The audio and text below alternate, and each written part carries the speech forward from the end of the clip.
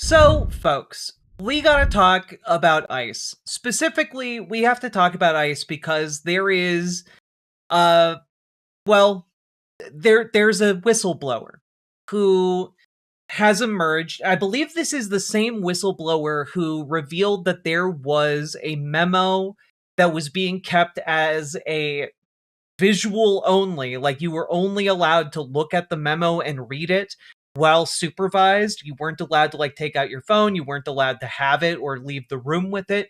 You could only look at it. And the responding the kind of the responses around that, like how that affected ICE internally. And what is important about this is that this whistleblower is coming forward to basically say orders from the top all the way down are to ignore the Constitution of the United States.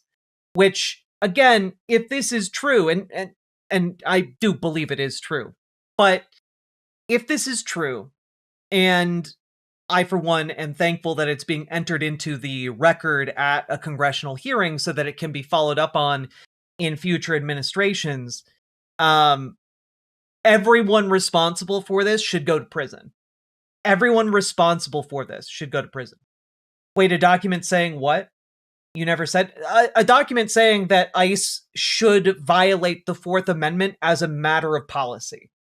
Essentially saying that ICE does not need judicial warrants in order to break into people's homes and seize suspects, and instead that they can just get an administrative warrant that they essentially give to themselves as ICE and break into people's homes. It is a direct violation of the Fourth Amendment. And this whistleblower is the reason that we know about this. Yeah, this guy now is testifying in front of Congress, or testified in front of Congress, rather, and we're going to take a look at it. It is a 2-hour-long testimony. We're not going to be watching the full 2 hours, though I will link that right here if any of you are inclined to watch it in full. Might be interesting, but we are going to look at what he has to say. All right, there's a lot of lead up, a lot of questions. Here we go.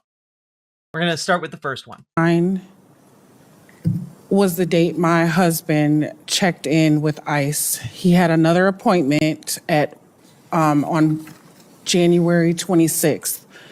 This all happened on my oldest son's birthday.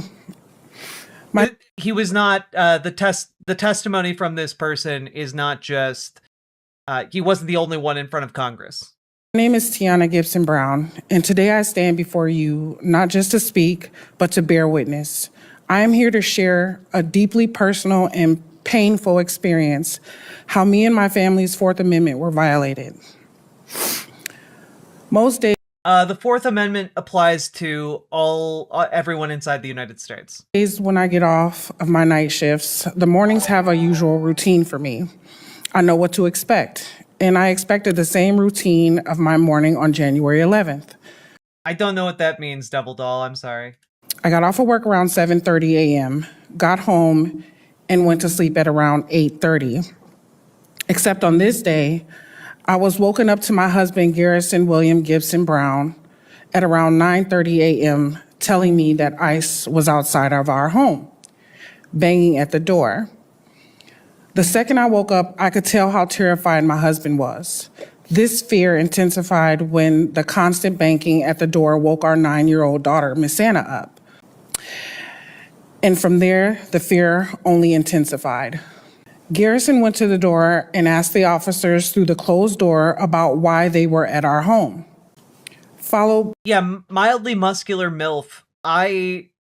In my previous coverage of this topic, I believe that such directives from the federal government and from federal government officials is tantamount to a betrayal of the very ideals of the Republic. It is, if you are advocating openly and directly for violating the Constitution in the way that it is being violated by ICE, people need to be held accountable for that criminally. It cannot just be like, oh, the government will pay a fine and everyone else, like, they're just doing their jobs. Like, it can't be that. With this, he asked them if they had a warrant. The officers at the door told Garrison that they did have a warrant, and it was signed by a judge. When Garrison asked to see the warrant, The officer simply Oh yeah, AC, look up Happy Science anime if you want to know what we're talking about. ignored his request. Although my husband and I may not be experts in the legality of some situations, we are aware of the fundamentals and understood how the Fourth Amendment shielded us from arbitrary government searches and seizures. Given this, my husband repeatedly requested to see the warrant. The circumstances outside of our home only intensified. We knew our rights, though. We knew no one could just barge into our homes without a warrant because this space was ours. The officers started surrounding our property. Our neighbors and other I'm sure a strongly worded letter requiring body cameras will fix this. Oh, surely. Sake Tanuki, thank you for the 5 tier 1 subs. Very much appreciated. Thank you so goddamn much. Protesters started gathering around, demanding that the officers leave.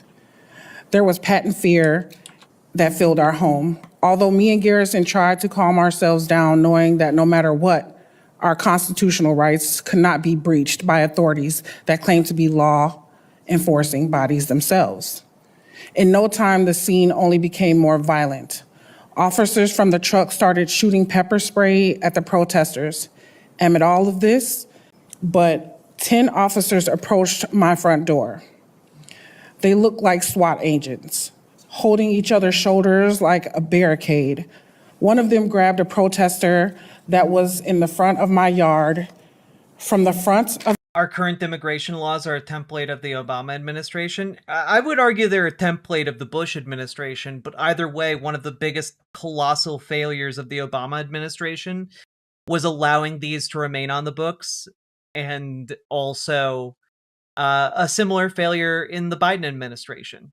Such a strong desire to look tough on immigration, and all it wrought was human misery. his neck and the back of his head and slung him in the icy ground. The officers walked up to my door and started ramming the door. They hit the door 3 times until the door popped open. My stomach fell. I heard the door pop, and I realized we were no longer protected. Far away from ever experiencing anything like this. We've never known anything of the sort. The officers stood at the door, and they were pointing their guns at us. 10 officers that were all armed were standing in front of me and my family. Words can never be sufficient for me to portray what sorts of horror we felt in this moment. I stood between the officers and Garrison, and I asked the officers yet again to show me the warrant. Despite all of this, they did not show me anything. My daughter and my little cousin, both children. Yeah, of course, they didn't have a warrant to break down their door.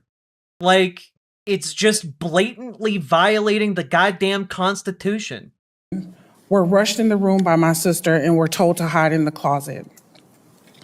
The fear in my daughter's eyes is something you can't imagine. Thank you. Thank you very much. Mr. Schwank? Thank you.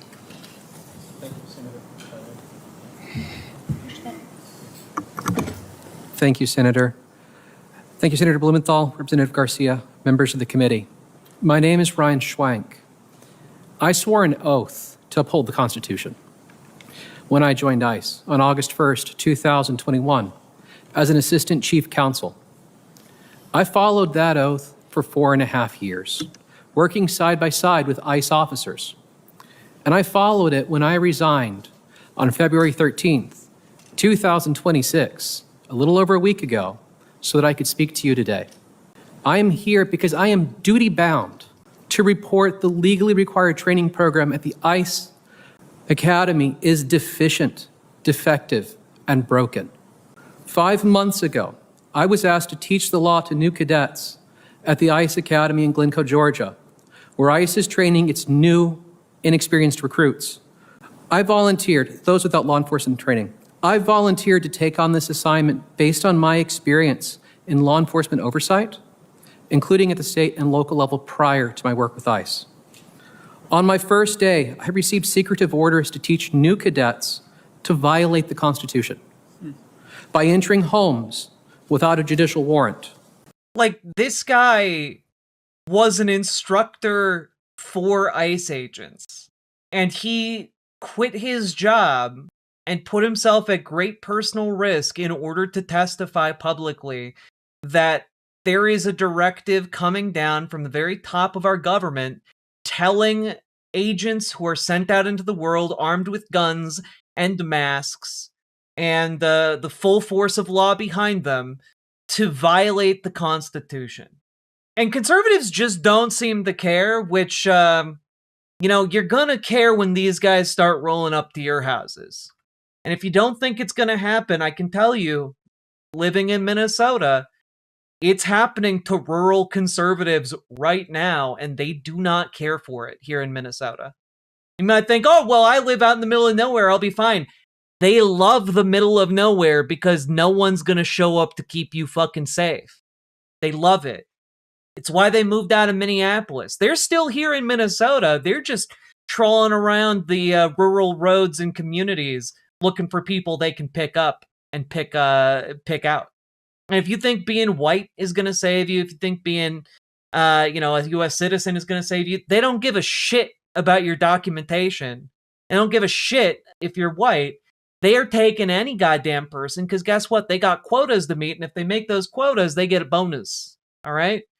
They're fucking hunting you for sport, and you're too stupid to realize it if you're a conservative.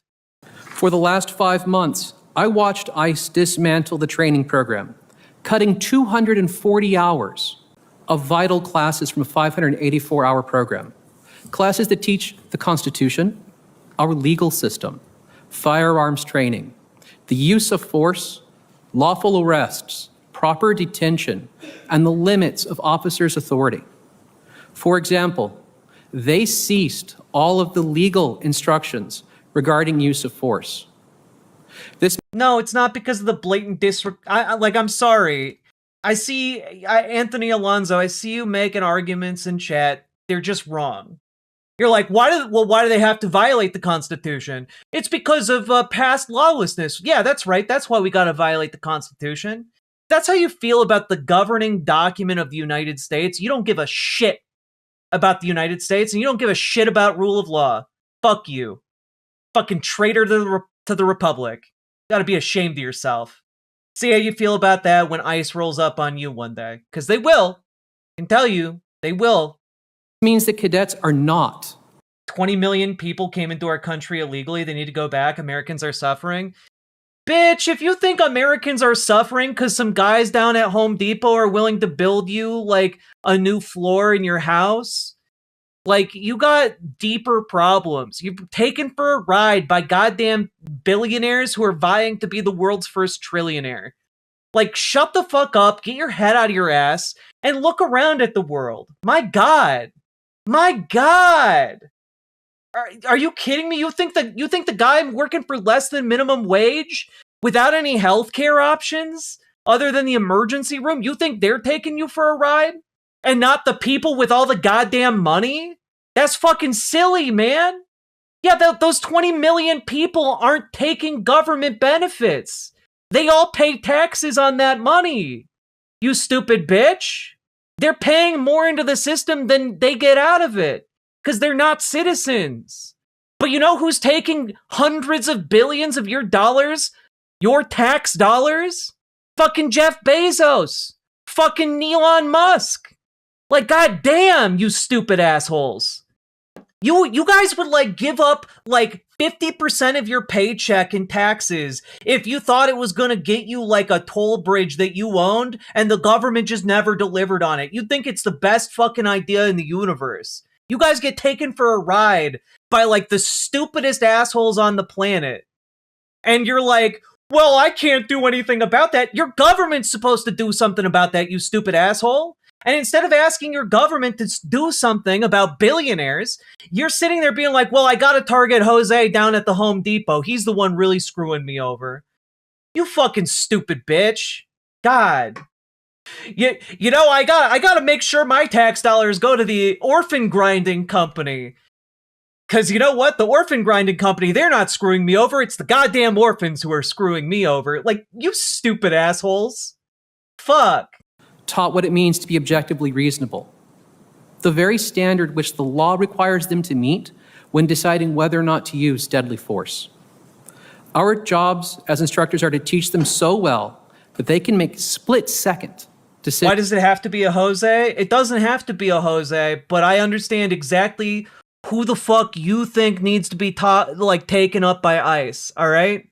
When I read stories day after day in my community of people being picked up, and most of them are Latino, and a handful of them are indigenous, and some of them are white, and my neighbors are getting shot in the fucking face, and then you're like, well, we gotta make sure all the lawlessness of the past administration is in order. Like, fuck you. Fuck you. All right? Get your thumb out of your ass and, do something useful with your time. Like, my neighbors are getting shot in the fucking face, and you're out here being MAGA's strongest warrior, fixated on, Joe Biden failing by deporting a lot of people and not being deporting enough. Like, come on. Goddamn donkey-brained losers, the lot of you. It's so frustrating. Like, you can be shown evidence directly of violations to the Constitution, and you're just like, yes, I love it when the Constitution is violated. Fuck yeah, let's bring on some anarchy. Let's go. I want the goddamn, Immortan Joe future we deserve. Goddamn, you guys are stupid assholes. Because all of you are under the delusion that in some kind of societal breakdown, you'd be fine. And not a single goddamn one of you would be okay. How do they pay taxes without a social security number? Because there are ways to pay taxes without using a social security number. You stupid bitch. Have you heard of sales tax? Have you heard of taxes being withheld from your goddamn paycheck? God, you guys are stupid. About what they can and cannot do in life or death situations. Yet, in the name of churning out an endless stream of officers, DHS leadership has dismantled the academic and practical tests that we need to know if cadets can safely and lawfully perform their job.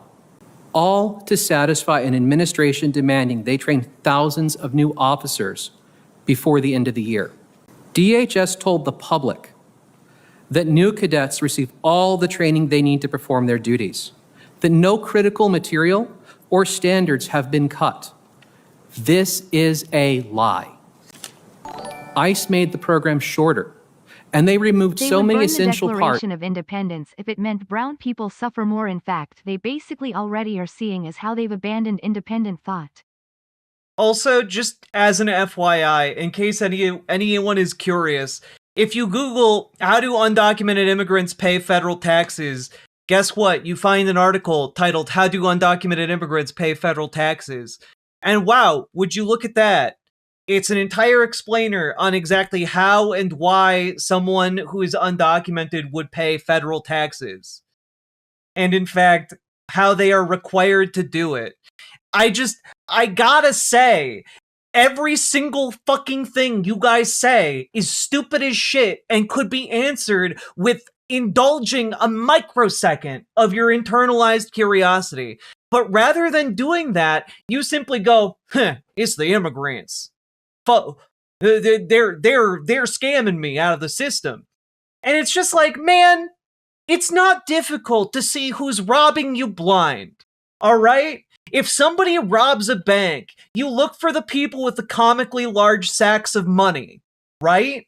If somebody's robbing a country, you look for the people with the comically large sacks of money sitting in their bank accounts. And guess what? We have billionaires sitting right there. God, these stupid sacks of shit from the MAGA movement. So goddamn stupid. Just have a moment of curiosity, I fucking beg you.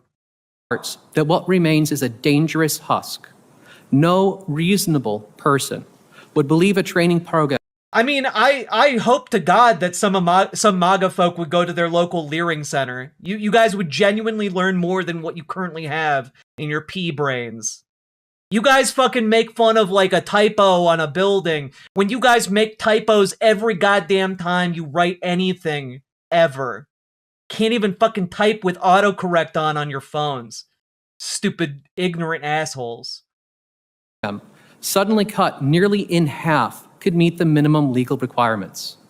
These aren't abstract rules. They're required in regulations such as 8 CFR 287G1. Congress requires immigration officers to meet minimum standards for a reason.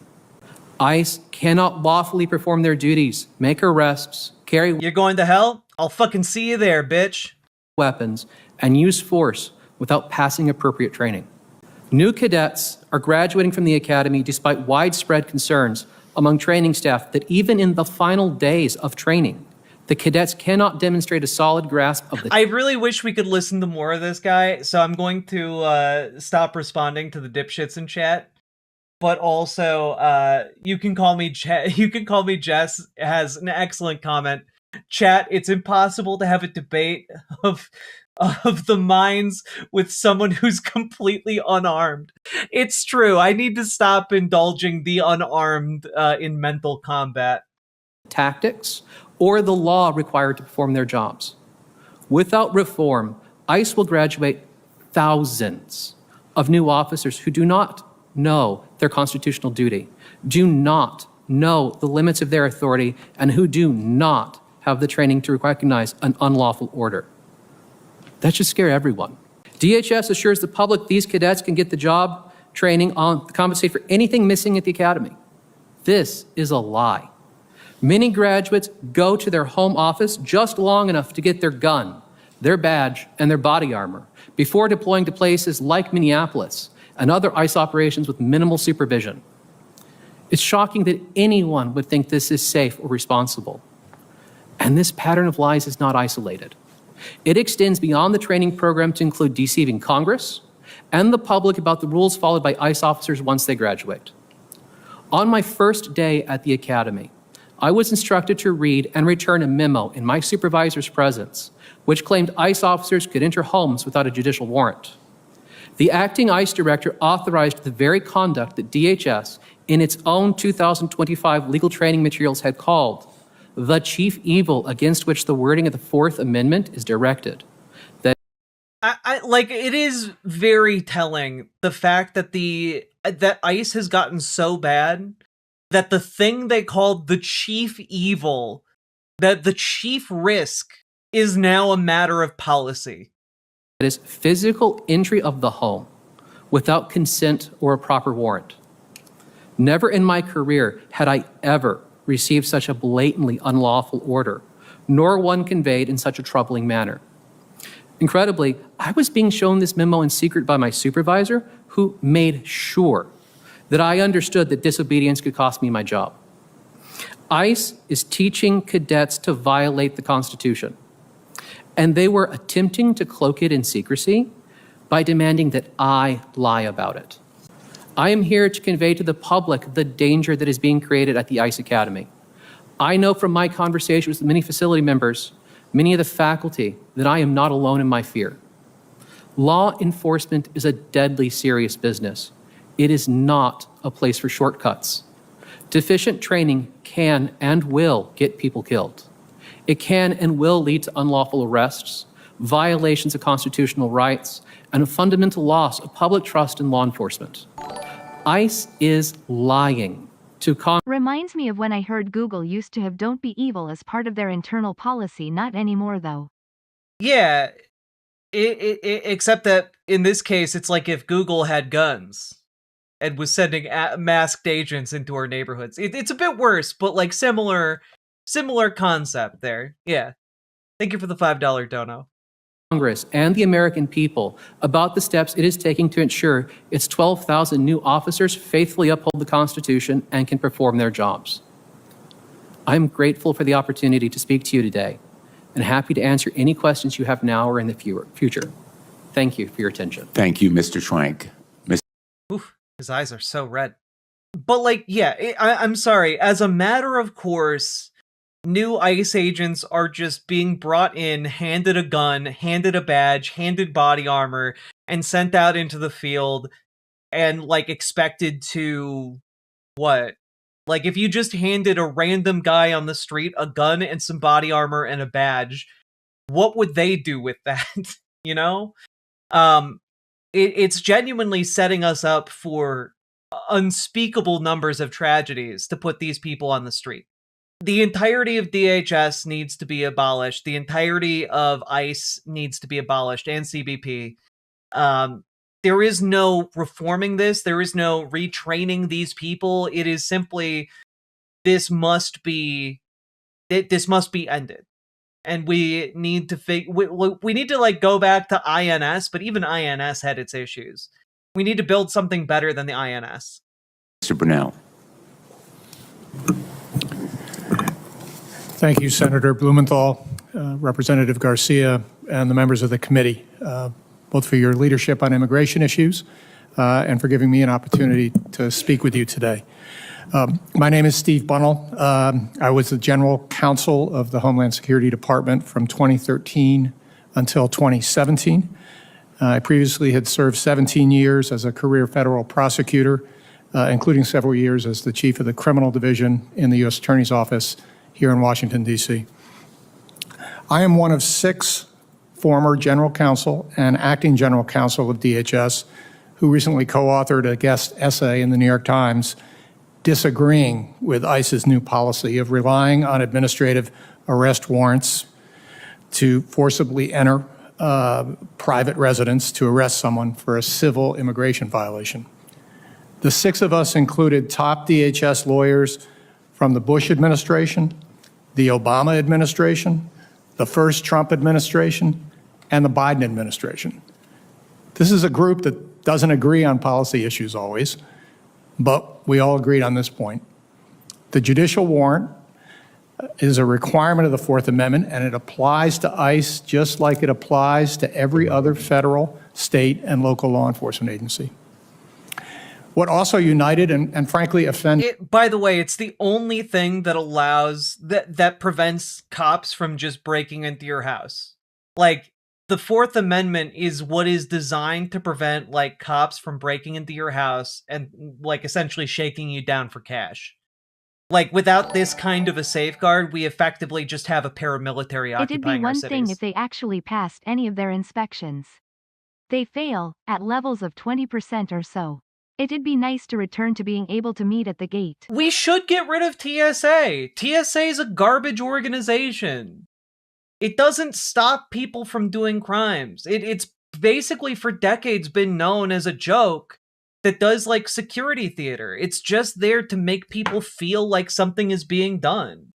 It's not, we do not need TSA. We do not need to, in fact, spend what is TSA's budget? I don't know off the top of my head. TSA budget. Also, Sake Tanuki, thank you for the 5 tier 1 subs. Thank you for making this show possible.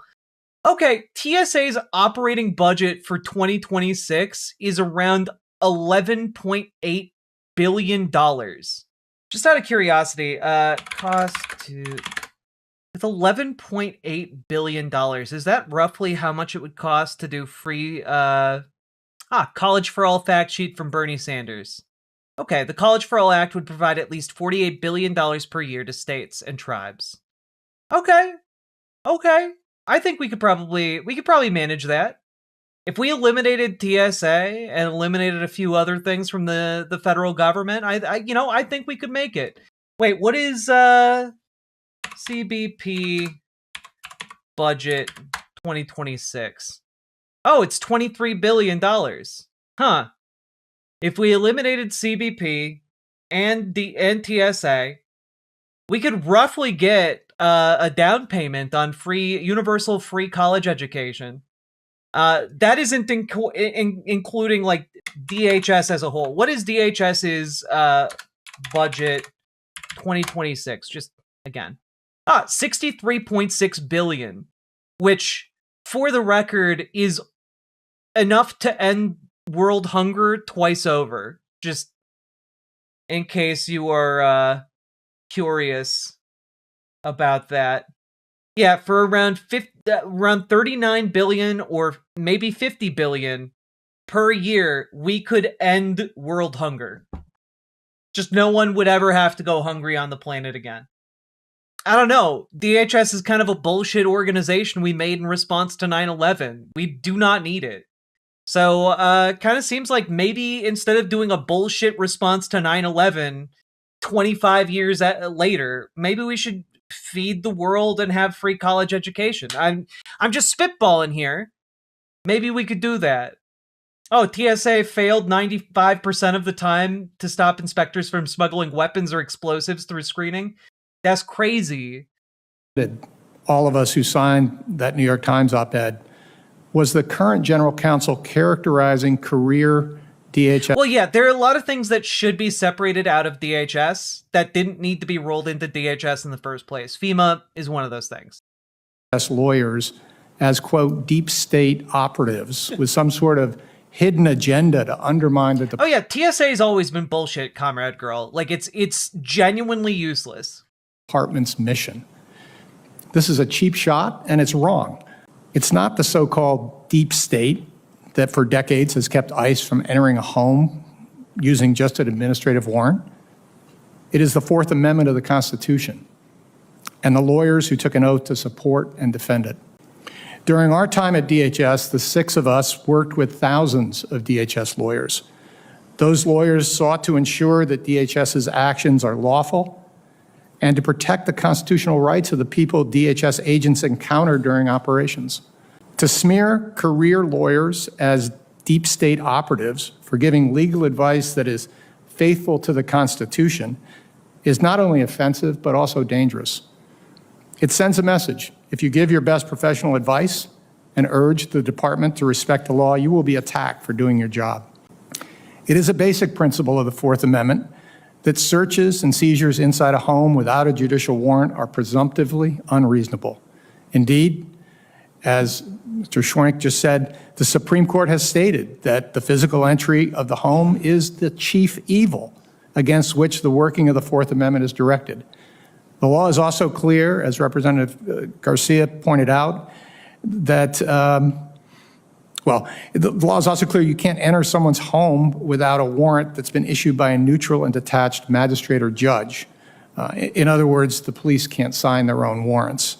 This is a basic check and balance against tyranny, and also a recognition that in the competitive enterprise of law enforcement, even a good, well-intentioned police officer is subject to the natural human biases that we all share, and therefore needs the approval of a neutral and independent judicial officer before taking an action as consequential as a forced entry into a person's home.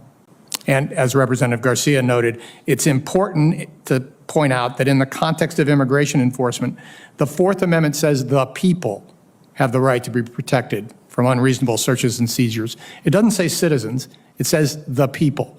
It's thus well established that the Fourth Amendment applies to everyone within the physical boundaries of the United States, including immigrants who are not lawfully present.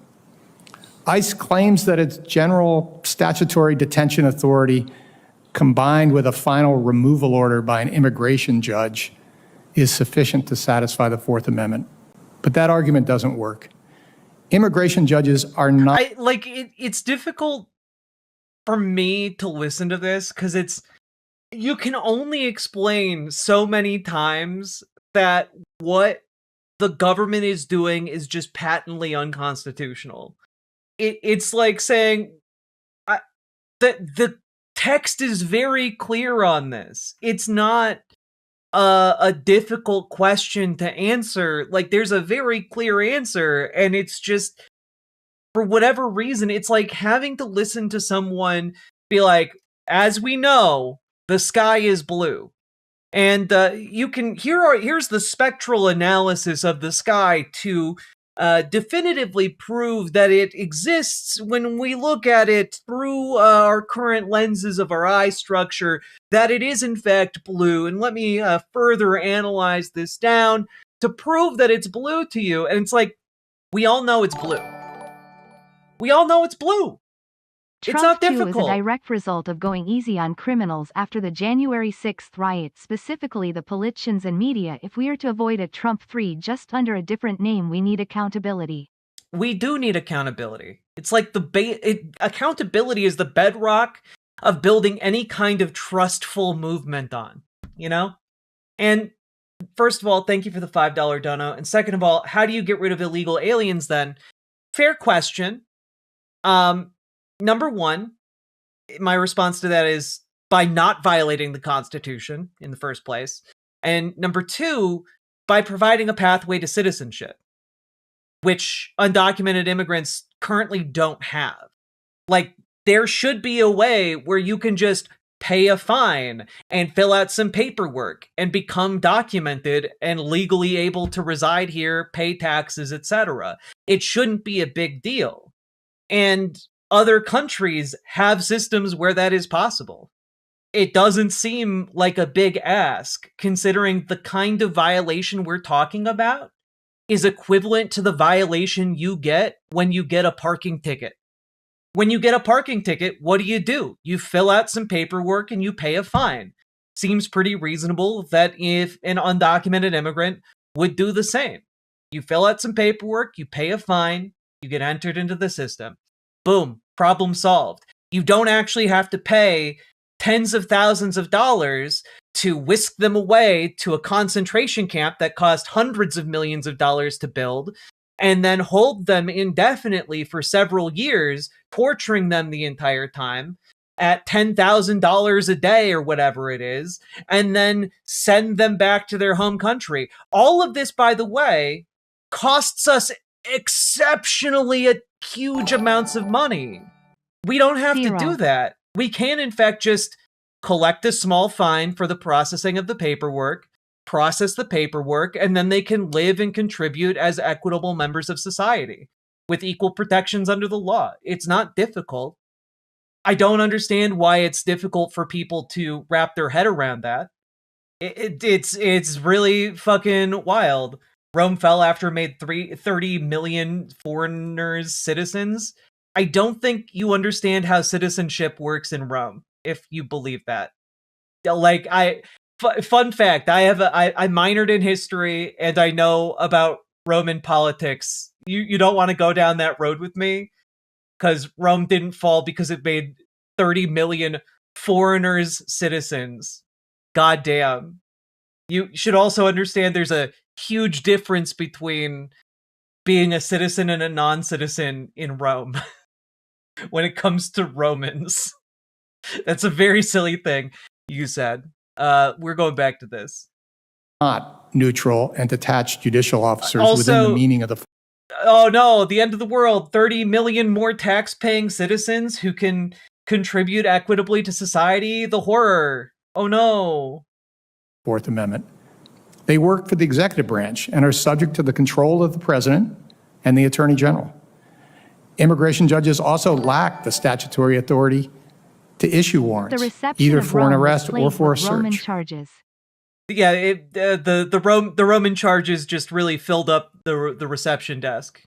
Too many people visiting Rome, going clogging up their reception desks. Oh wait, those are candles.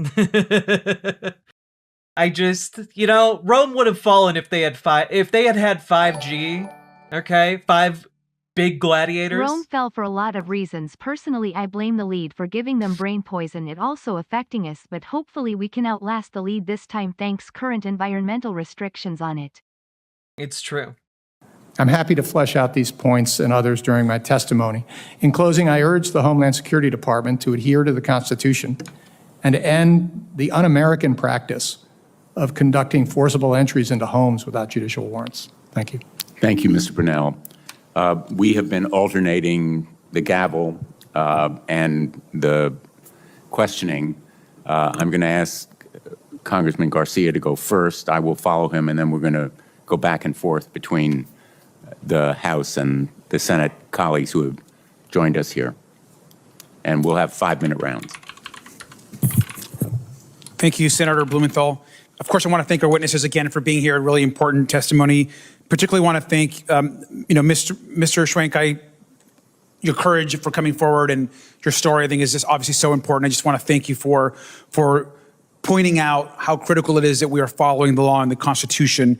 And I want to just also make something really clear. This is also about safety in your own home. This is about ensuring that every single American feels that their home is a place for safety for themselves and for their family. Now, Ms. Gibson Brown, you experienced the results of the Trump administration's new unconstitutional policy in person, and it was an attack on your own home and your own family. And I want to thank you for telling your story. And the American people should understand and see exactly what this looked like in practice. Now, with your permission, we have asked to show a video so that people can understand what actually happened and what the federal government actually did to you. So this video is just a short minute. We're going to play it real quick on the screen.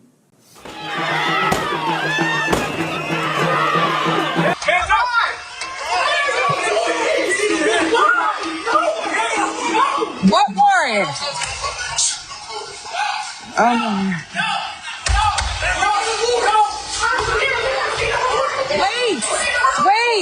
Wait! There's nobody in here but my babies. Jaga, stay in your room and shut the door.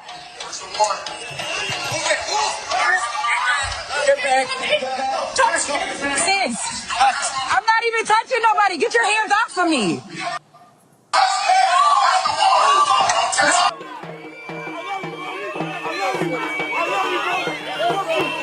No. Bring him back. Bring him back. All right, listen up. That's really, I think, that's hard to watch, I think, for anybody. And I'm sorry, Ms. Gibson Brown, that you had to experience that. But I think it's important for the American public to see that video. That could happen to any person in this country. And some of what you said, there are kids in this house, show the warrant first. Where is the warrant? Shameful what you had to. Yeah, we covered this incident maybe a couple weeks ago. Really hard to watch again. And again, they did this without a warrant. They did this because they gave themselves the right to do this. It's really, really depressing.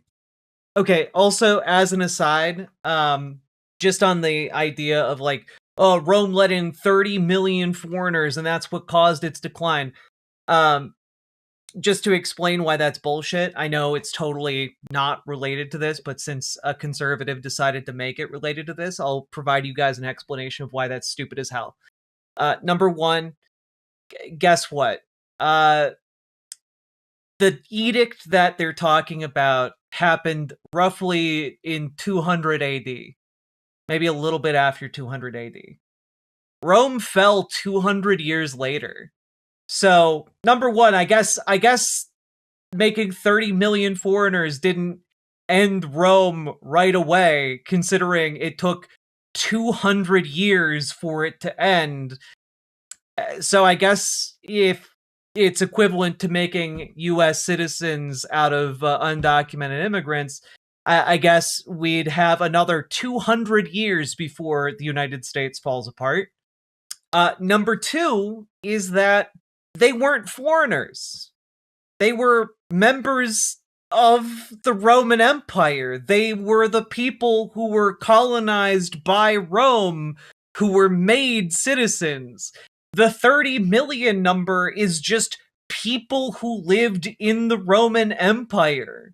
So this wasn't foreigners being made into citizens. This was people who were already living, working, and dying, oftentimes for, given the age of the Roman Empire, up to like 10 generations before them within the Roman Empire.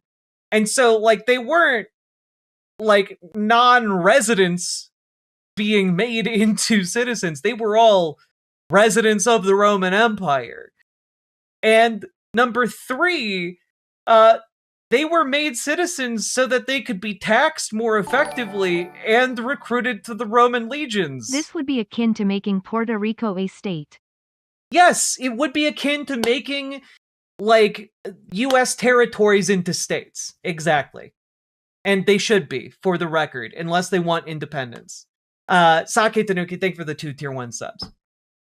And also, again, just really want to emphasize this.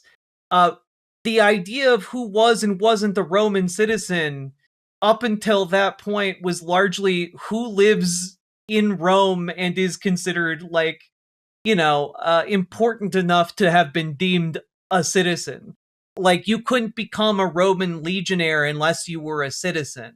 You couldn't be like a citizen unless you were from Rome. Like, it's not like it was basically pretty cut and dry.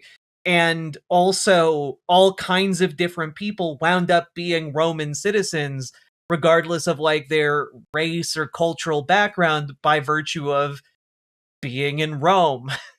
I just have to say, again, making arguments along this line, this was not what broke the Roman Empire. This, in fact, arguably made the Roman Empire strong enough to last another 200 years. So, just as an FYI, if you're going to come in and be like, well, ICE has to break the Constitution, and you can't, in fact, just give a pathway to citizenship to non-citizens, because look at what happened to Rome. That's a pretty bad argument. Don't come at me with those bad arguments. Learn a little bit about what you're fucking saying before you open your mouth in my chat. Not difficult. It's not difficult to be curious and just look up the shit you say before you say it. Go through and your family had to go through. Now, Ms. Gibson Brown, you are an American citizen, is that correct?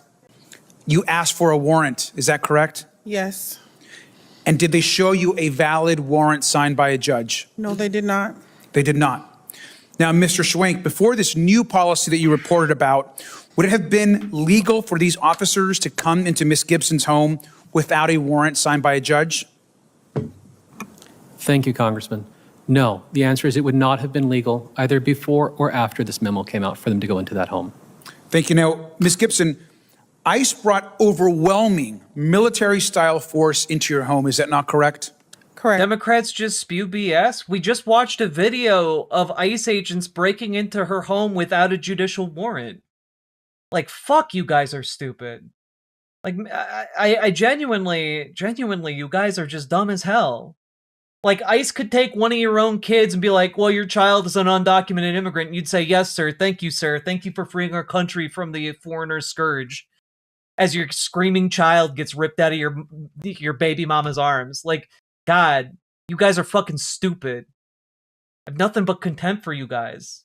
You will seal clap for fucking illegal activity, even if it meant, like, your own, like, child gets taken by these ghouls without warrant, without cause, without any of that. You'll still fucking seal clap. Bootlicking sons of bitches, the lot of you. They don't have kids, Jack? Unfortunately, they do. They forced their way into your home with no warrant, correct? Correct. They put your children in danger. Is that how you felt? Yes. Can you think of any justification why this level of force, military force, would be needed to forcefully enter your home? No, I can't think of any. This is what happens when we disregard the Constitution, when we disregard the rights of people in this country. This is wrong, it's outrageous, and every person should be ashamed of our own government for causing this kind of terror, not just to you and to your own family and neighborhood, but to folks across this country. There's no other way to describe what they're trying to do than to terrorize communities and neighborhoods. I want to say I am sorry for what you've had to experience. I know that is not enough. This government should be not just apologizing to you, but they should try to right that wrong. And it's the obligation of all of us here in this room and across the country to stand up to this tyranny. So thank you. And Senator, I yield back. I mean, genuinely, I will say that woman, one, deserves a goddamn huge check from the government for the damages that they did. And number two, every single officer involved in that raid should go to prison. And every single DHS official complicit with that memo, either in training that memo or issuing that memo, should also go to fucking prison. Thank you, Congressman Garcia. I'm going to hold up two posters. One of them you've just seen is what happened at your home. The other is of a memo. Mr. Schwenk, I think you'll recognize this memo. It is a memo written by Acting Director Lyons. We've seen it before at this hearing. It says, in effect, ICE officers should violate the Fourth Amendment. Were you taught or told that you should train? Yeah, like, I don't know. Your great point, Wire Sponge. Conservatives talk 24/7 about the need for guns for a tyrannical government, and then in the next breath they say it's base that brown shirts can illegally enter your home and brutalize you. Yeah, in direct violation of the Constitution. Conservatives love tyranny. They love tyranny when it's happening to anybody but them. That's the problem. They think it's super cool and base when it happens to you or it happens to me. But when suddenly it winds up on their doorstep, they're going to come crying to all of us for sympathy. And it's fucking infuriating. It's fucking infuriating. ICE agents in accordance with this memo. Thank you, Senator. Yes, on the very first day I arrived. Do you think any of the ICE officers that went into her home will face any legal consequences for it? If we demand it, yes. Should go to prison for letting all people crossing the border. That breaks the Constitution. No, it fucking doesn't. Coming into the country is literally the first step of declaring asylum, you stupid bitch. Learn what the fuck you're talking about before you open your goddamn mouth. Glencoe to teach, I was told that we were to instruct cadets to follow the instructions in this memo. Also, read the Constitution. It's not that long. You stupid asshole. But that we would not write down any of those instructions. That we would not keep a record that we... Also, learn about how asylum works. You don't need to enter through a port of entry. You stupid bitch. Stop it. You look like a bitch. Taught it to them. That's a critical point, because I asked Acting Director Lyons whether this memo was distributed, and he said, in fact, that it was with an email that so far they have failed to produce. What you're saying is that you were told not to reveal it, correct? God damn it, Congress, stop going to fucking Kinko's and install some goddamn infrastructure in your buildings. Yeah, I mean, I think part of it is that a lot of the screens that they would have available might not show up as well for the purposes of presenting documentation, and their goal with printing this stuff off is to enter these things into public record. And so it's a weird, like, way for them to do that, but that is why they do it. I think that, yes, we could have better technology do this, but the reason they do it is, one, because they're bad at technology, and two, because this is how they get it into the record. Thank you, Senator. Yes, I was told not to discuss this memo. In fact, when it was shown to me, I was told not to take notes on it, that I was not allowed to write down any part of it. And for the record, as an attorney for ICE and someone who routinely receives memos and memoranda issued by the agency, this had never crossed my desk before I arrived at the academy. So, in effect, you were told as an instructor on the law that you were to train ICE agents how to break the law. I think every American should be absolutely horrified by that fact. And you were not alone. This memorandum was the basis for training ICE agents generally, hundreds, thousands of them during this fiscal year. Let me ask you about topics that there were practical exams on. And I'm going to show you another chart, which in effect, and you've seen it, it's difficult to decipher in this form, but it depicts the topics of exams that were given, practical exams and coursework. You've testified as to the reduction. Is it a fact that there was an elimination, not just a reduction in hours of training by almost half, but also on critical substance matters, topics that should have been trained? I just want one person to call for it to be entered onto the congressional record, which then should be placed on the congressional turntable. The congressional turntable? What? Thank you, Senator. Soccer That is thing for the accurate. 2 tier 1 subs. What you're looking at on those two charts, the shorter one is the amount of testing that's given now in practical exams. The longer one are the practical exams that were given by ICE in its training program before the current surge training course. Those exams that you see there, the longer list, every single one of those was designed to test whether or not cadets could apply in the real world the things they were learning in the academy. Vital lessons on things like how to use their firearm safely, how to encounter an individual they intended to detain, much like Ms. Gibson Brown's husband. Classes that teach them how to do their job safely and lawfully were removed from testing. And what testing was left was reduced or essentially neutered by the way it was given. Tests that were designed and written to be closed book, where cadets were tested on what they could remember, because again, go back to, I said this earlier, officers have a split second to decide something. So everything we do is oriented to giving them that split second to act, and they have to know everything for it.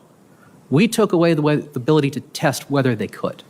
But what those ICE officers did to Ms. Gibson Brown, what they did to countless people in Minneapolis, what they are continuing to do across the country was not the result of split-level decisions.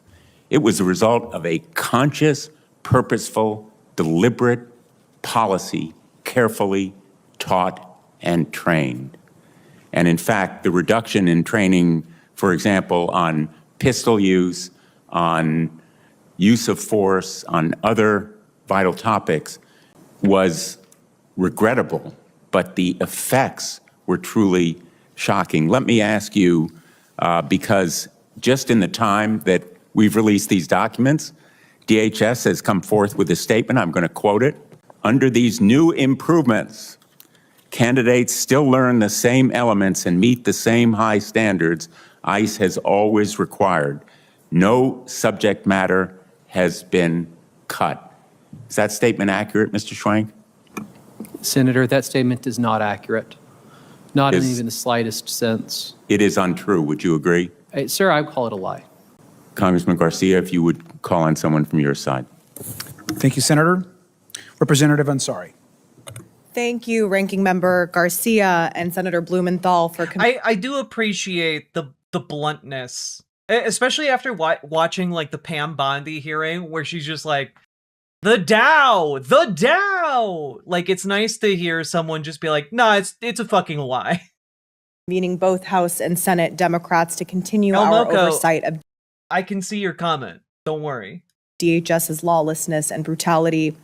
The Trump regime has used its paramilitary force, DHS and ICE agents, to terrorize communities and families all across the United States. These agents are told to engage in illegal and unconstitutional activity, including illegal use of administrative warrants to invade private homes and mass surveillance to collect data on millions of Americans. Here is just one example. ICE agents breaking down the door of Miss Tiana Gibson Brown without a warrant to arrest her husband, Garrison Gibson. This fascist paramilitary force, particularly Border Control agents and ICE, are completely untrained to conduct police activity in American cities, resulting in chaos and deadly harm to both members of the public, like Alex Preddy and Renee Nicole Good, as well as to officers. It is horrific, it is racist, it is fascist, and it is totally illegal. This is still America. Rules apply and the Constitution matters. Under DHS use of force policies, ICE and Border Patrol agents must comply with the Fourth Amendment's restrictions on the use of force. That is, that agents may only use force when, quote, no reasonably effective, safe, and feasible alternative appears to exist, end quote. Instead, agents are engaging in a free-for-all, shooting, tasing, and pepper spraying wherever they see fit. Secretary Noem should resign in disgrace or be impeached. I mean, like, I understand why people aren't calling for her prosecution, because they're just not going to get that at this point. But, like, genuinely, after this administration is out of power, there needs to be prosecution for this. Like like impeachment is the bare minimum. Resignation is the bare minimum. Like, I'm sorry, if you are presiding over an agency that is openly having a written policy to violate a core component of the fucking Constitution of the United States, you need to be prosecuted for a fucking traitor. Like, I'm sorry, you don't love America, you don't fucking care about America, you don't care about the civil rights of people in this country, you don't give a shit if you are sitting there and saying, oh, we need to violate the Constitution of the United States of America. It blows me away. I'm shocked they aren't calling for her to be taken out to a farm, upstate. That's because Kristi Noem has a bad history of going to farms. People wind up getting shot. Or could wind up being shot. Ooh. Sake Tanuki, thank you for the 2 tier 1 subs. Also, El Moco, I see your earlier comment. How did Rome end, and do you think U.S. empire is ending since we're at year 250? One, no. Like, being at year 250 is not any more important than being at year 249 or year 356 or year 420. It's not significant what the year is. It's significant what the conditions are. And the fact is, the conditions of the United States of America in no way resemble the conditions at the end of the Roman Empire. Like, the end of the Roman Empire was made up of, like, a large invading force of folks who were fleeing, like, the Hunnic invasions. And, like, those people wound up rampaging, significantly weakening and overstretching the Roman forces, which then led to multiple civil wars in the Roman Empire, and then those civil wars were won, but then the Emperor Theodosius died, and then his 2 sons were ruling, and they were both stupid as hell and not good at their job, and the army is weakened from the Civil War, and so suddenly a bunch of the people who had come into the empire were able to sack Rome, and in turn, that led to a collapsing of the intricate bureaucracy that allowed Rome to exist, and then Rome fell. And Rome fell over the course of like a 50-year period, but also it's important to note that not all of Rome fell. Like, the Eastern Empire continued to exist for quite some time. Again, the western part of the Roman Empire fell, but not all of Rome fell. A lot of what you're talking about, it just in no way resembles the United States today. Does that make sense? And, like, there are also a lot of other factors at play here, but, like, I hope it makes sense why there's an extraordinarily large difference here. And then you got the Holy Roman Empire, like, popping up to, like, retake up the mantle. What are your thoughts on the parallels between Nero and Trump? I mean, I can see Donald Trump mentally degrading to the point that he, fiddles. He fiddles himself while Rome burns. But I feel like it is a bit different because, frankly, Trump wants to see himself as a Nero-like figure because he thinks it would be flattering, but he does not have the powers or abilities, thank God, that Nero would have had as an emperor. Is fiddle code for shits his pants? I mean, I was thinking about jerking off, but, like, yeah, shits his pants also works. He can do both. He's challenged. True. I guess in the sense, another way that Nero parallels Trump is just that historians fucking hated Nero. like historians just roasted Nero nonstop. Trump diddled while the USA burns. Yeah, Trump, it would have been an honor to visit Epstein Island. Donald, it would have been an honor to visit Epstein Island, Trump. Fuck. Oh, he's so dumb. Also, thank you for the 5 tier 1 subs. I really appreciate it. She will go down in history as one of the worst accomplices to this massive abuse of power. True. We need to rein in ICE and hold the Trump-Epstein regime accountable for its crimes. Yes, more conflation of Trump and Epstein. Let's go. I am so here for this. I'm so here for this rhetoric. I'm so here for Epstein class as a talking point. Let's go. Now, I want to turn to our witnesses, and I want to thank all of you for being here today and bravely speaking out to shine a light on these abuses. My first question is for Mr. Bunnell. Yes or no, in the absence of an emergency, are ICE and Border Patrol agents legally allowed to knock down someone's door without a judicial warrant and probable cause? They are not. And yes or no, also for you, have ICE and Border Patrol agents acted illegally in forcing entry to private homes over the past year without judicial warrants and probable cause? Based on the reports that we've seen today and what we've heard about, it sounds like they are, yes. And Ms. Gibson-Brown, yes or no, did federal agents present a legal judicial warrant to you when they broke down your front door with a battering ram and entered with guns pointed at you while your daughter was home? No, they did not. And to Mr. Schwank, thank you so much for your testimony today. Yes or no, are ICE agents being told they can force entry into private homes without judicial warrants? Yes, they are. And you said in your introduction, quote, there was a secretive order to train officers to violate the Constitution. Yes or no, ICE agents are being directed to break the law and violate the Constitution with such directions? Yes, they're being instructed to violate the law and enter homes using the I-205 warrant process, which is just a permission slip. It's not a real judicial warrant. Thank you. What we are seeing around the country is an authoritarian police state, the kind created by a shameless authoritarian, Donald Trump, to preserve and expand his power at the expense of our constitutional rights. I will not stop fighting against this fascist paramilitary force. And again, I want to thank the witnesses for your bravery and for your testimony and for your patriotism today. Thank you. I yield back. Thank you. Senator Klobuchar. Thank you. I thank my colleagues for this important hearing today.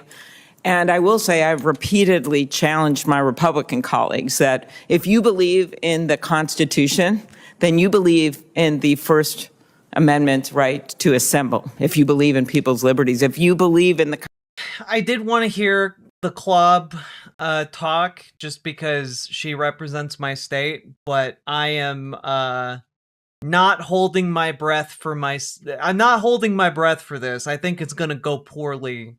I don't have a whole lot of hope for her as a politician, and I'm upset that she's running for governor, but maybe she's going to surprise me. You know? Constitution, then you don't go after people for having a legal permit to carry like they did to Alex Preddy. Then you believe in the Second Amendment. If you believe in the Constitution, then you believe in the Fifth Amendment, right to due process. And if you believe in the Constitution, you believe in the Fourth Amendment right against search and seizure, which is the major part of this hearing that we're talking about today. And I would start with you, Mr. Bunnell. Thank you so much for coming forward. In your written testimony, you noted that the DHS legal training materials previously called physical entry into a home without consent or a judicial warrant the chief evil against which the wording of the Fourth Amendment is directed. As you know, Justice Scalia once wrote that when it comes to the Fourth Amendment, the home is first among equals. Can you explain why the home holds this special importance under the law? Thank you, Senator. The Supreme Court has spoken to this numerous times over the decades and centuries. The home is the core thing that is at the heart of the Fourth Amendment protections. It's the sanctity of the home. It dates back to the traditions in England before the Declaration of Independence and the sort of notion that a man's home. Heather, yes, Obama did remove more undocumented people from this country than Trump. That's true. And Obama was wrong to do so. We were wrong to have laws that allowed Obama to do that. It was wrong, and it was bad when Obama did it, and it's still bad now. It was also bad when Biden did it. It has been bad the entire time, but I'm going to let you know it's gotten worse, because what we're watching here is very specifically a number of people who have been either targeted by ICE or who are legal experts on the Constitution or who were former instructors at the ICE Academy who were told to teach other ICE agents to violate the Constitution of the United States. And that did not happen prior to this administration. It was wrong to do the deportations in the past, and it's wrong to do them now, but it's also wrong, an additional wrong on top of that, to violate the constitutional rights of the American people. It's crazy. These Democrats are evil and trying to be good. I don't trust them or can't listen to their lies. I'm not asking you to trust the Democrats. I'm asking you to trust the people who are like risking a lot to testify in front of all of you. God, pearls before swine. Home is his castle. And so this is a deeply rooted principle of American jurisprudence. Thank you very much. And I know we've had it happen numerous times. It wasn't just in the sad case of Ms. Gibson Brown in front of her 9-year-old daughter, husband, sister. It also happened to a Hmong elder who was dragged out of his house by mistake in the coldest day ever in his underwear and thrown in a car and driven around for 24 hours. I mean, describing it even as a mistake, they just did not care to get their information right. Like, it's not a mistake. You didn't, like, trip and, like, drag a Hmong man out of his house in his underwear in front of his grandson. You didn't just, like, accidentally whoopsie-daisy do it. Like, you did it on purpose. They just do not give a shit if the people they are taking are the ones that are supposed to be taken or not. So, Ms. Gibson Brown, you had just come back from your night shift as a nurse, is that right? Yes, ma'am. And that's why you're wearing the scrubs in the video? I had fell asleep with my scrubs on, yes. And you work in intensive care unit, is that right? A pediatric intensive care, yes. And how long have you been doing that? 21 years. So there you are, you're home, and then suddenly your husband wakes you up and tells you that this has happened. Could you talk? Yeah, part of the problem. So, Heather, I live in Minneapolis. My neighbors are getting dragged out of their homes. My neighbors are getting shot in the face like a handful of blocks away from where I live. You know? Like, that's happening right now because masked men are just roving the streets, snatching people up who they think look not white enough or poor enough that they can get away with it. It's fucking lawless behavior, and they're breaking into people's homes too without a judicial warrant, meaning they're just breaking into whoever's home they feel like, essentially. And so my entire stance and my entire political stance is that that's wrong, and people who violate our Constitution need to go to jail. And I find that to be a far greater crime. My other stance here is that if you look at the kind of violation being in this country as an undocumented person is, it is the same level of violation as getting a parking ticket. If you get a parking ticket, it's the same level of violation. And I think when we look at that kind of a crime, what is the solution to a parking ticket? You fill out some paperwork and you pay a fine. Similarly, I think that if someone is in this country undocumented, they should be able to fill out a paperwork, pay a fine, and then be like legally recognized as someone who lives here and have the ability to work here. And I think that there, like, again, should still be a process to becoming a citizen, but there's a big difference between legally being able to be here and a citizen. And I think people who are legally able to be here should be able to work up the citizen. Like, it should be a much easier process than it is right now. And far too many people in this country who are undocumented simply have no way to become documented. So that's where I'm at. About how you felt at that moment. I just didn't understand because he had just checked in. And then he had another check-in for the 26th, and it was my son's birthday that day, so I was just in shock. And is it true then that Judge Bryant, who used to, for my colleagues should know this, he was a assistant U.S. attorney, worked as a prosecutor, and then in the last few years, this went through a confirmation hearing and became a federal judge. He's the judge that then issued an order that this was illegal, what happened to you. Is that correct? Yes. Thank you. Mr. Schwenk, thank you for coming forward, as my colleagues have noted. And I want you to go over again, because it was just so shocking to me, what was eliminated from the training of these ICE agents, just because it's been my constituency. Sorry if you hear a little clang. I've been fiddling with this little thing. I will stop.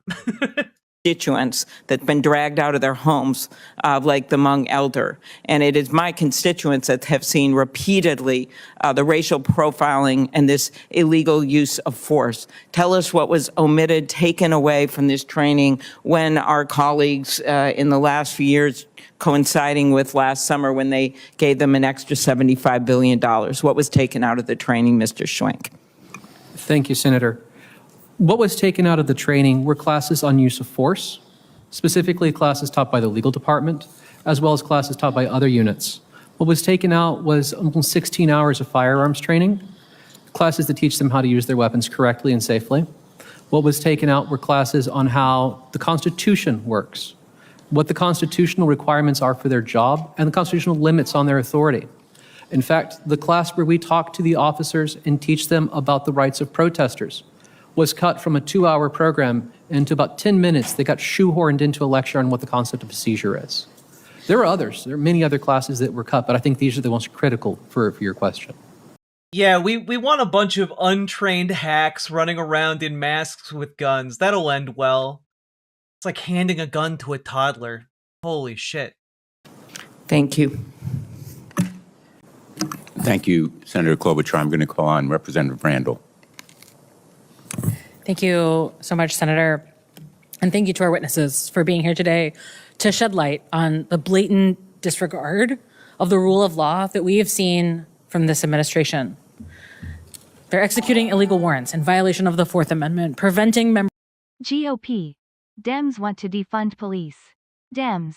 ICE wasn't trained enough.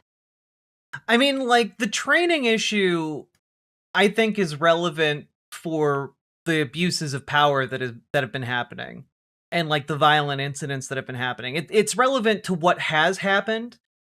Personally, I think that if Dems are going to focus on ICE being trained well enough, they should raise the training standards so that it takes like 6 years to fully become trained as an ICE officer.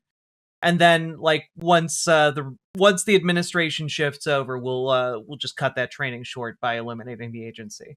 You know, like, that's what needs to happen. You know, like, use it as like a way to slow down this rollout of ICE officers as like this big paramilitary force that is going to be weaponized against the citizenry.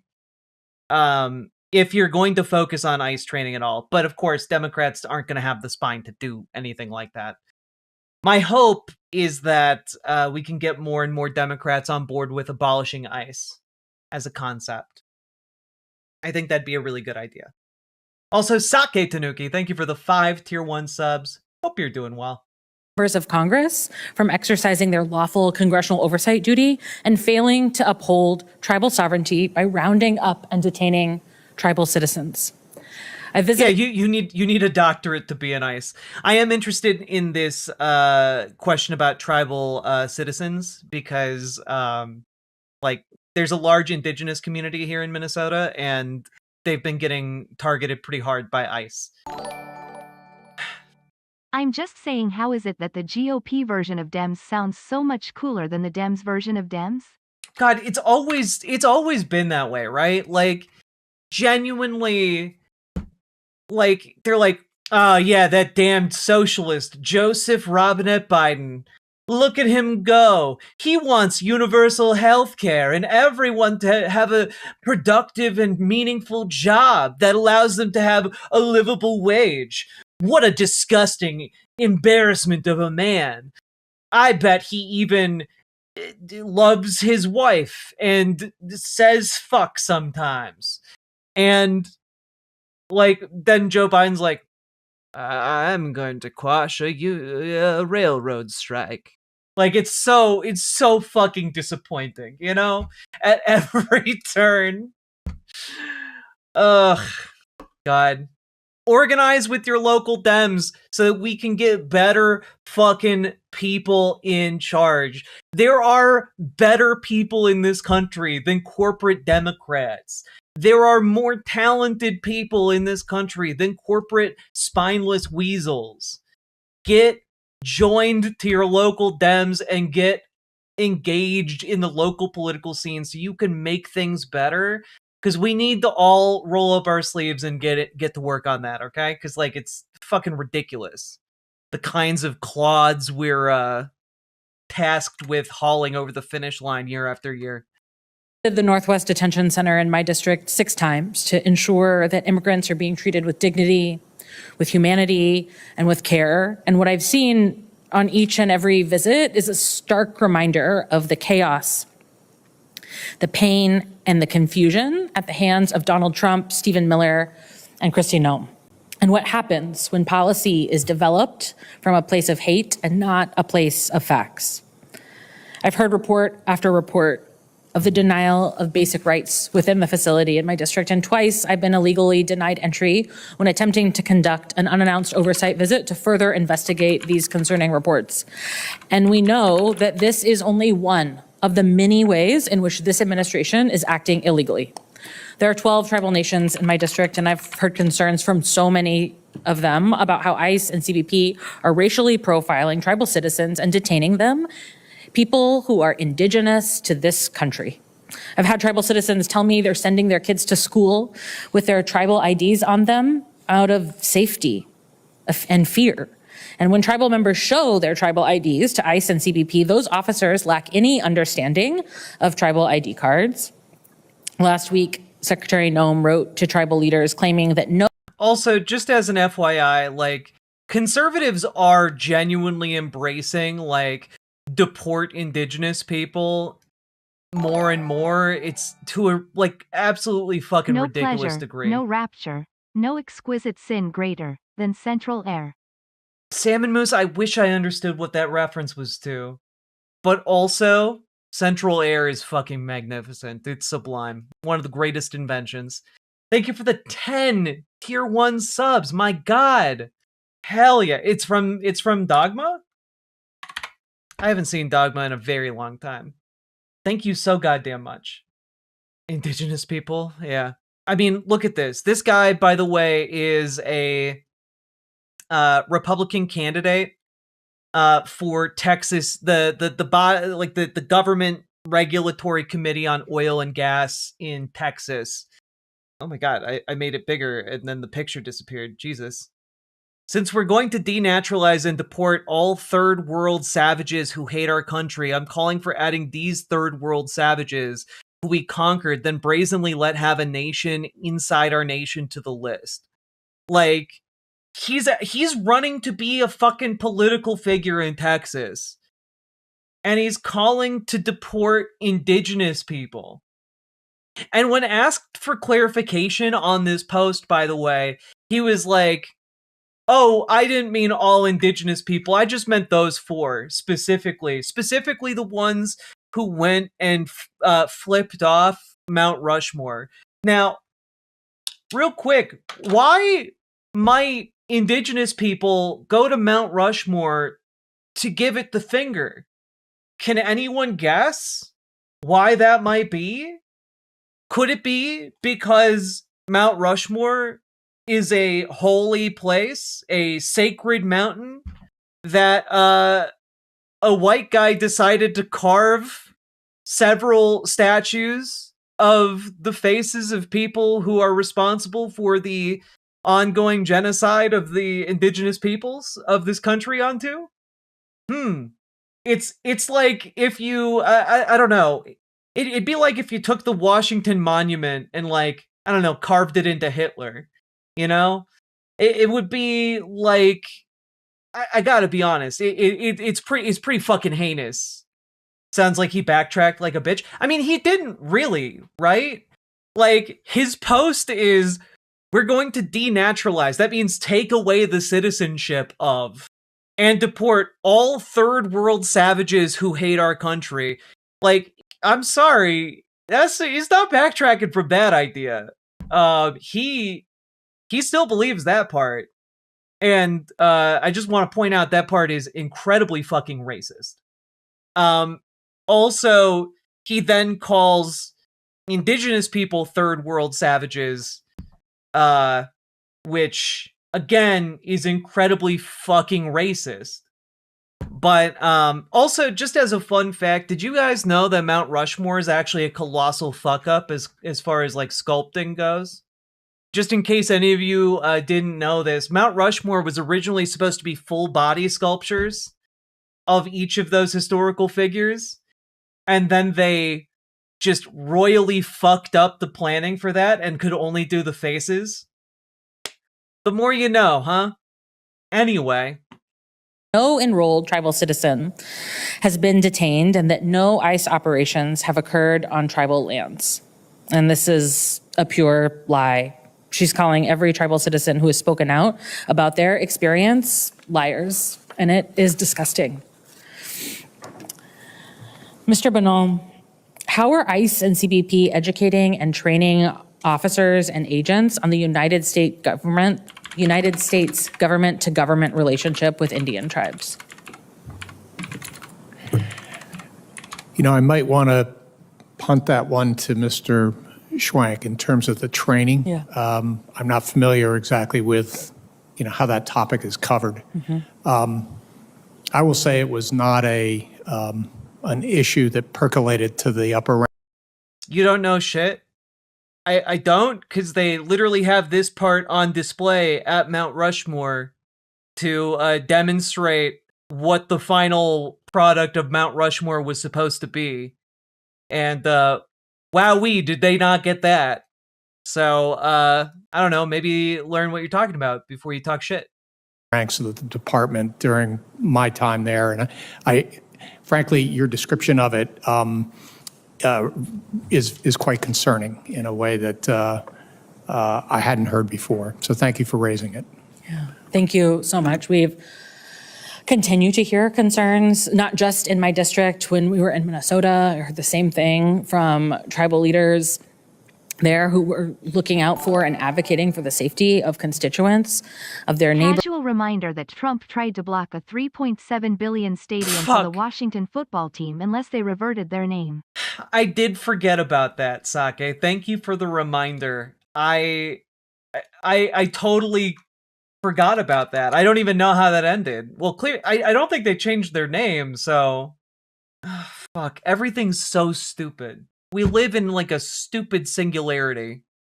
Of tribal members who, are stopped because they are brown and forced to prove that they are not only indigenous to this land, but that they are citizens. Yeah, like every indigenous person who's a member of a tribe here in Minneapolis has to carry their tribal IDs now, because if you get stopped by ICE, you need to be able to provide that. Otherwise, they're like, well, you look not white, so you're gonna go with us to the Whipple building. We're gonna detain you indefinitely. Like it's fucking ridiculous. And also, sometimes in some of these, accounts that people are sharing, like they're taken even if they show their tribal ID because ICE doesn't give a shit. This may be a question for Mr. Schwank also. Given that some tribal leaders have encouraged their members to carry tribal IDs to show ICE and CBP in case they're detained, do you know, are ICE and CBP agents trained on how to identify a valid tribal ID? Why didn't they finish Mount Rushmore?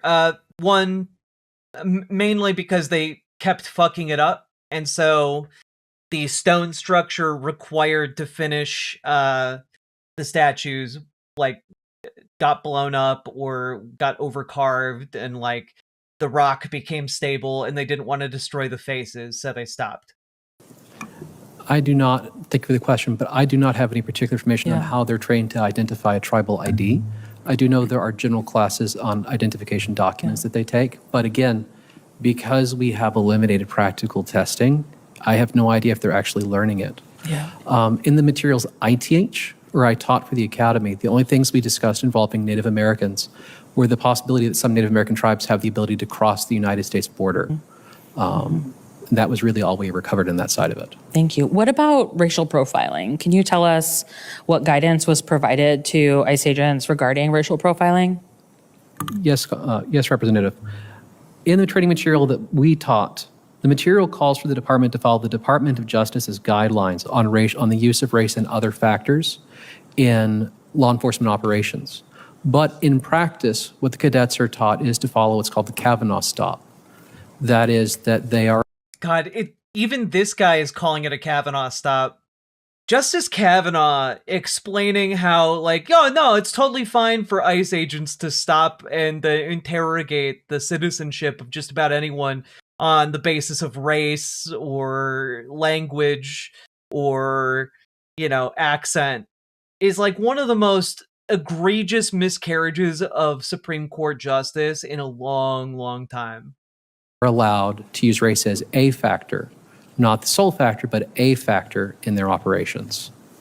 Thank you. I think we've all seen the disturbing effects of that practice in our communities and across the country, and I really appreciate you for being here and sharing. Thank you. I yield back. Thank you, Representative Brandel. Senator Wells. Well, thank you all very, very much, each of you, and we're all horrified at what happened to you, Ms. Gibson Brown. Let me just ask a question, Mr. Schwenk. With respect to that attack on the home of Ms. Gibson Brown, aside from the warrant question, why in the world, and in what world, did we need a force with automatic rifles, combat fatigues, helmets, the whole military operation? What part of Homeland Security requires that to go to this woman's home? Thank you, Senator. I can address that question to some degree. Part of that I have to defer on because I believe it might reveal tactical practices of the agency, and I don't feel comfortable disclosing that. But to what I can address is that those officers in that situation, regardless of how they show up to the scene, however they're dressed, whatever equipment they're carrying, are supposed to know their constitutional law, their understanding of what their authority is, well enough that regardless of whatever orders they receive before they show up. Let me interrupt for a second. I get that. I'm just shocked that you would have that level of force to show up at this woman's home. I mean, my view of that, it's intended to intimidate not just Ms. Gibson Brown and terrorize her family and her children. It's intimidating to everybody in this country to see that level of force. The answer to this is just they're operating lawlessly. Like, that, if they are willing to disregard the Fourth Amendment of the Constitution, they're willing to disregard any and all other laws that are lesser than the Constitution. What may have been playing through their mind. There's no rational reason for them to show up like that to her home when her husband was making his regular check-ins and was not a threat and was not a criminal. Like, they're operating in a way to terrorize people because that is effectively their new way to operate. It is relevant. Sake Tanuki, thank you for the 5 tier 1 subs, and I'll take a look at this TikTok. I wanted to get to a good break point first. Your plan was never to become an ICE agent, but just to apply for the job. What stood out to you when you went to the ICE Career Expo in Texas? Oh my God, what? Well, the expo was all I was intending to write about. And a few things just from that, it was very empty. There weren't a lot of people there. They seemed to expect a lot more people than showed up. The venue was far too big for the number of people there were. And the interview itself took about 6 minutes. I've been accused online a bit of lying by omission. And for that to have happened, they would have had to ask me more questions. They asked me questions like my name, my date of birth, how old I am. They took my resume, which was 100% accurate, and they said that I would hear back. I didn't expect to hear back because I have a very unique name. And the minute you type that name into any computer, it becomes immediately obvious that I'm not an ideal recruit. I'm a journalist. I am very clear online about how I feel about ICE, about how I feel about the Trump administration. So I didn't expect to hear back from them ever again. So ultimately, when you heard back from them, what was it? Oh my God. So I missed the initial email because I wasn't expecting it. Again, I expected them to Google me, and they didn't. A few days later, they sent a tentative job offer. And with that tentative job offer, they sent a bunch of paperwork that I would need to fill out for consideration. I would need to accept the tentative job offer. I needed to fill out paperwork saying I'd never been convicted of domestic violence. I needed to fill out paperwork for background check information. I needed to sign an affidavit that I could pass a PT test, all of this stuff. None of which I did because I didn't see it. And yet, apparently the application advanced anyway, because a couple weeks later, I got an email from LabCorp saying, hey, come and take a drug test for ICE. And I was pretty sure that wasn't going to work out well. Cannabis is legal in New York State, and I had partaken of it 6 days before their test date. But, you know, why not? I went ahead and... Oh my God. What? What? Oh no. Okay. Salmon Moose, thank you for the sub, and to EP Halfling, thank you for the tier 1 sub. What a goddamn queen. Oh my God. And took the test anyway. And then 9 days after I took that test, because they're supposed to call you when you fail. So I was curious, like, did I somehow pass this test? So I logged into the ICE hiring portal and was shocked to find that the ICE hiring portal listed me as having a final offer, as having accepted that final offer, and as having a start date of September 30th, which was 3 days before I checked the portal. Okay, so that's different than what DHS says when they posted just now a response to your story on X, and they wrote this, quote, I had heard this story, but I had only heard a very top level abbreviated version of this story. I had assumed it was just like the sit down at like a jobs fair for 6 minutes and that was it. I didn't realize she sat down for 6 minutes and then gave them her full resume. And then like later they were like, well, do you want to continue? And she never filled out any of the additional paperwork. And then it still advanced, and then they called her for a drug test, and so she did it, even though she had used cannabis, and then they advanced her anyway, and then said that she accepted the job. They literally just gave her the job. Wild shit. Holy fuck. applicants may receive a tentative selection letter following their initial application and interview that is not a job offer. It just means they are invited to submit information for review. But what you're saying is, even though you ignored it, they were ready to hire you with a start date, whole thing? Oh my God. Yep. No, this is, and I went ahead and quote tweeted and replied with a video of a screen capture of what I saw when I logged into that ICE portal. What I saw was a final job offer, a start date, and a little thing that said, "Welcome to ICE." They can try to hide this all they want, but this was not a tentative selection letter. This was a final offer and a start date for a role as a deportation officer. And it's very funny that they hired a journalist who openly despises their program. That's funny, but what's disturbing is we don't know how many other people this happened to. It seems unlikely that it was just me. We don't know who's wearing these masks with guns in our city. We don't know if they have domestic. There's part of me that is like, she should have just like gone, you know, and like reported from the inside. I'm sure that probably would have been illegal to do for some reason. But like run it by a lawyer and like go through the training process and like report on that too. Like, oh my God. This is how far they were scraping for employees. Yeah, I mean, like, who wants to join the fuck? Like, there's a limited number of people who are willing to join, like, the ICE paramilitary organization. You know, there's a limit to how many people are, like, willing to, like, fully commit to this kind of organization. And, like, I'm sure they're desperate for people to sign up, you know? She says that in the article, but ultimately she might have been at risk to her safety. Oh yeah, she definitely would have been at risk. That's true. Yeah, she could have been the nice officer from the bit. Aw, geez, Sarge. You told me to go out and catch him, so I went down to the lake and I cast my rod for 8 hours. I didn't catch nothing, Sarge. I'm sorry. Like, she could have been the nice officer. Malicious compliance officer. Let's go. Aw, geez, Sarge, you told me to take him to the Slammer, and I took him to Grand Slam. We had a great time, Sarge. Violence convictions. We don't know if the people who are manning deportation centers, detention centers, have been convicted of sex crimes or crimes against children. These are people that will neither be believed nor missed. I mean, the more you think about it, the worse it gets. Your plan was never... Yeah, it does get worse, indeed. God, thank you for sharing that, Sake. How about you, Mr. Vanel? Thank you so much, by the way. The deep state, I just laughed when I heard that.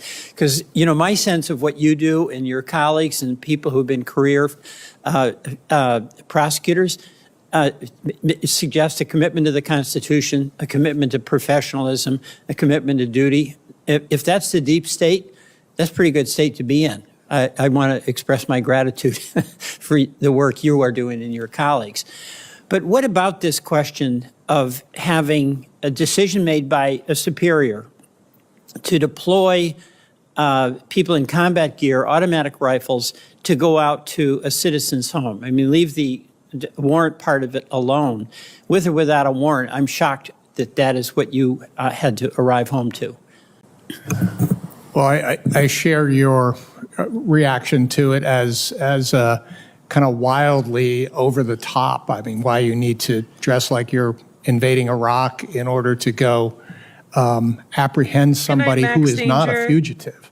I mean, I think that's the point that gets lost a little bit is, yes, there may be some probable cause that somebody is removable, but a warrant is usually something for somebody who is a fugitive. Right. As I understand, you know, Mr. Gibson's situation, he had removal orders. He received a removal order in 2009, and he'd been checking in regularly as he was supposed to, including right up, shortly before this. That's a discretionary decision by somebody higher up in the chain that sent these officers out in that way, right?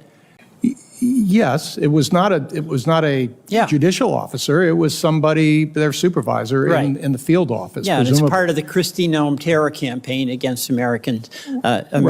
I would also just note that to the extent that ICE at least purports to want to have a strong partnership with state and locals and would like to improve their reputation in the communities that they say they're trying to protect and serve, this strikes me as an extremely, shall we say, odd way to build trust and credibility with either the people of the community or the state and locals. How about counterproductive? There are probably much stronger words that could be, at a minimum, odd and counterproductive. Let me ask both of you, is there any justifiable reason, any justifiable law enforcement reason that the standards of training in safety and policing that apply to the Burlington, Vermont police force, to the Vermont State Police Force, to police forces in all our jurisdictions in the country should not apply to ICE? Mr. Schwank.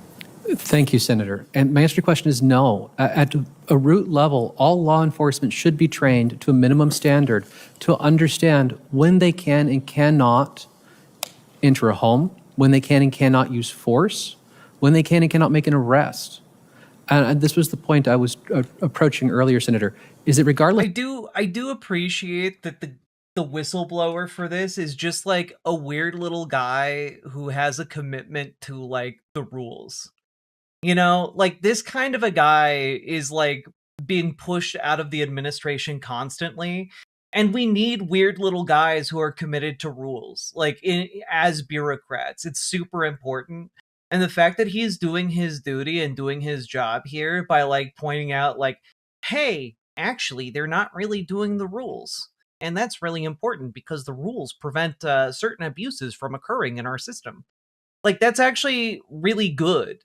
We need those guys. And it is, in fact, really bad that this guy felt compelled by seeing so many abuses that he had to leave. But, like, honestly, Like, I'm glad that this guy is doing what he's doing and was positioned where he was positioned so that we can know about this.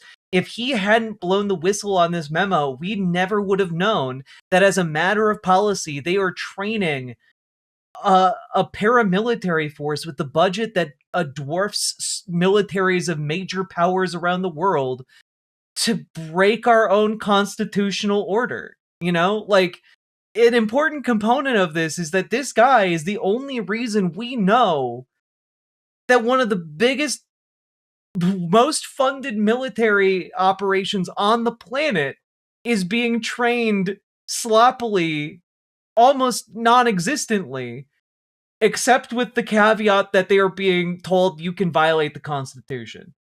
Like, it is good that we know that. Of how they showed up at the scene, regardless of how they were told to dress when they came there or what they were told to carry, every one of those officers was supposed to know what they were allowed to do under the Constitution. And that was the point of the training program, is to teach them to know that and to know it well enough that even if they got an order that was unlawful, they would know not to follow it. Thank you. Thank you. My time is up. Thank you. And I think this is where we are going to end this. There's like another hour of testimony here that all of it's very valuable. But it is vitally important that we know about this. It is vitally important. The Trump administration is weaponizing a bunch of guys walking in off the street, handing them guns, telling them to violate the Constitution directly to violate the Constitution. And just being like, okay, go roam the streets in masks. The degree to which this is unconscionable, the degree to which there needs to be accountability for this crime against the American people cannot be overstated. Cannot be overstated. And I think that anyone who is showing their entire ass by talking about how, like, oh, well, they have to violate the Constitution. They have to be untrained. Release the unedited jack cuts of the full 4 hours of Pam Bondi and full 2 hours of ICE testimony. You know what? If you guys donate, I will revisit all 4 hours of Pam Bondi, all 2 hours of this. If you guys donate, I will do this. I promise to all of you. All right? Sake Tanuki, thank you for the 5 tier 1 subs. Very much appreciate the support. Because folks like you make this show possible. Hit that follow button, hit that subscribe button, hit that like button, and folks, please consider supporting the show financially, because you guys allow this to happen day in and day out. Yeah, donate now. The Dow is up over 50,000. And also, make sure you join your local Dems. Make sure you join your local DSA. Folks, if you need help figuring out how to do that, join our Discord. Reach out to GamerG for help with your DSA. Reach out to Dragonfly for help with your local Dems. And also, we want to onboard you. If you have problems doing that, please mention it in riverboat.gg chat. We can help you out. And also, last but not least, please check out ImogeneOlivia.com. Gender euphoric lingerie designed from the ground up for trans femmes. Also tested on cis men, cis women, non-binary folks. It looks good on everyone. I swear. It looks great on everybody. I've seen it on every kind of person. It looks great. And also it's comfortable, and it's non-tucking lingerie. It is actually going to be comfortable for you, and it's not going to demand that you tuck your bits. So, all of that being said, check it out. Link down in the doobly-doo, and let's keep on going. And fuck ICE. Riverboat Jack is going to town. All the viewers gather round. Twitch and YouTube is where she streams. All that content is bursting the seams. Politics, baby.